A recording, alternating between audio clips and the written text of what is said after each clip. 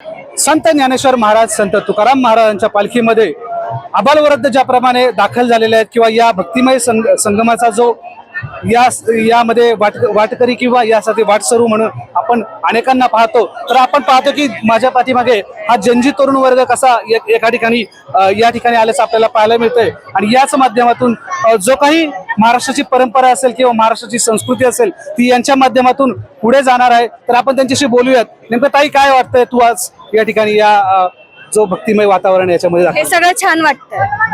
काय वाटतं नेमकं, अजून काय वाटतं? नाही काय छान वाटतं। तर पाहतोय की कशा पद्धतीने फक्त छान वाटतं असं तिच्याकडनं बोललं जातंय। ताई, काय सांगशील, सकाळपासून तू इथे थांबलीये किंवा हा अनुभव इतका आनंदमय सगळं वातावरण आहे आणि सगळे एकदम मनातून पांडुरंग आणि इथं आल्याला जी ऊर्जा आपल्याला जाणवते की प्रत्येक जण फक्त एक विठुरायाला भेटीच्या आशेने एवढा पायी चालत जातोय। ही भक्ती खरंच आम्ही जेन्झीज खूप अप्रिशिएट करतो।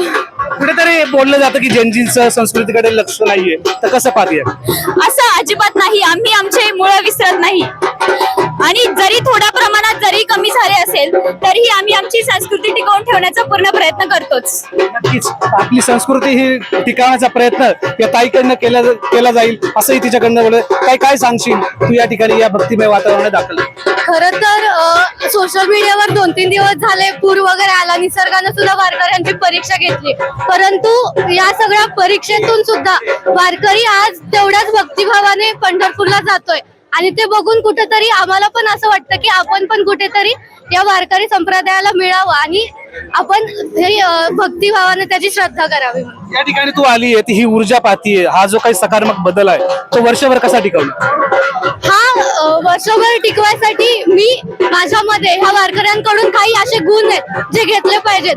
वारी ही पंढरपूरला जाऊनच केली जाते असं नाही, देवाची भक्ती ही आपल्या मनातून असली पाहिजे आणि ती भक्ती मी वर्षभर जपण्याचा प्रयत्न करते। तर पाहतोय की कशा पद्धतीने ताईकडनं सांगितलं जाते की वर्षभर या ठिकाणी हा जो काही ऊर्जेचा संचय आहे तो ठेवला जाईल। दादा, कसं पाहतो तू जेनजी म्हणून, कसं बघतो? जरी म्हणजे आम्ही असलो जरी जेनजी संस्कृती, पण आम्हाला असं वाटतं की ह्या संस्कृतीमध्ये सुद्धा एक वेगळ्याच प्रकारचा आनंद आहे। कारण जसं आम्ही पाहतो म्हणजे आम्ही इथे सीओपी हॉस्टेलचे सर्वजण विद्यार्थी आहोत आणि म्हणजे सर्वजण आम्ही आमचं वादविवाद मंडळ आहे तर त्यात सगळे मंडळाचे विद्यार्थी आहोत, पण आम्हाला ही संस्कृती एक वेगळ्या रूपात अनुभवायची होती। कारण इथं पाहता आम्ही प्रत्येक रस्त्यावरून पाहतोय की जरी ही संस्कृती जुनी असली तरी या संस्कृतीपासून बरंच शिकण्यासारखं आहे। कारण वारकरी संप्रदायामध्ये सर्वच जण म्हणजे जसं तुकाराम महाराज म्हणतात की या वारकरी संप्रदायामध्ये कोणी लहान नाही ना, कोणी श्रीमंत नाही, कोणी मोठा नाहीये, सगळे आपण समान एका याचे मानतो। जर आमच्या जेनजीकडे पिढीकडे पाहिलं तर आमचे मुळात हेच उद्देश आहेत की कोणी म्हणजे सगळी समानता वगैरे असली पाहिजे। आणि एक मेन म्हणजे मूळ उद्देश जर पाहायला गेला तर ह्या रस्त्यावरून आम्ही सतत पाहत येत होतो की प्रत्येक जण आपापल्या परीने वेगवेगळी सेवा वगैरे करत आहे। म्हणजे कोणी स्वच्छतेची सेवा वगैरे करत आहे, कोणी व्यवस्थित मॅनेजमेंटचं काम करत आहे। तर हेच पाहून आम्हाला खूप आनंद वाटतो आणि सगळ्या म्हणजे सुंदर रीतीने मागे सगळे आपापल्या परीने याच्यामध्ये सहभाग नोंदवत आहेत। तर मग म्हटलं की आपणही विठुरायाच्या चरणी असं लीन व्हावं आणि